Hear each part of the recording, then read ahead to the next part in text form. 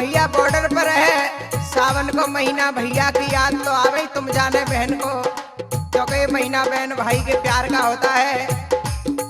इधर में अपने भैया को फोन कर रही, मोबाइल को फोन कटेगा, रो रो के कहा कह रही, ए फोन तो कटेगा बहना मोबाइल को जी, फोन तो कटेगा बहना मोबाइल को जी। ए जी फौजी भैया थी, हमें फौजी भैया से भाई ना पूरी बात, फोन तो कटेगा बहना मोबाइल को जी।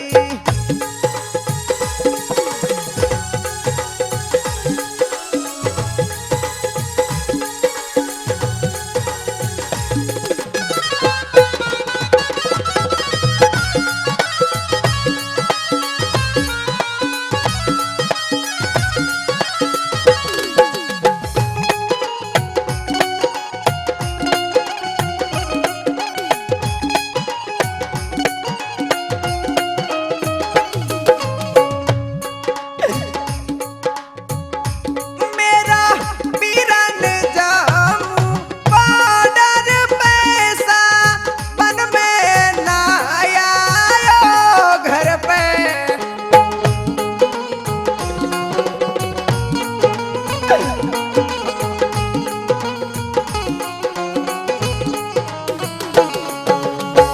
क्या कह रही बहना रो रो के,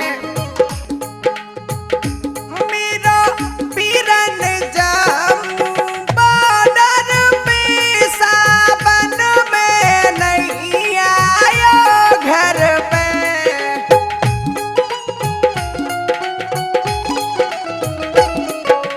फोन तो कटेगा दीदी मोबाइल को जी।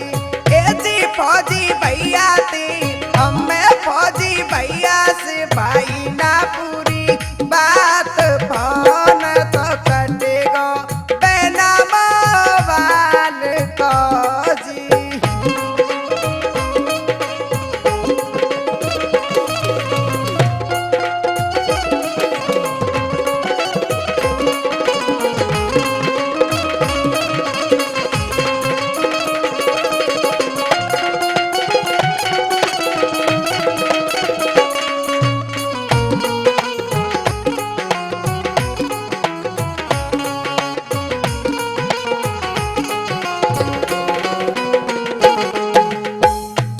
अरे बहना, अरे सावन के भैया आए, मैं अकेली दुखिया हूँ, मेरे अकेला भैया है, वो भी फौजी है, बॉर्डर पे से नहीं आया।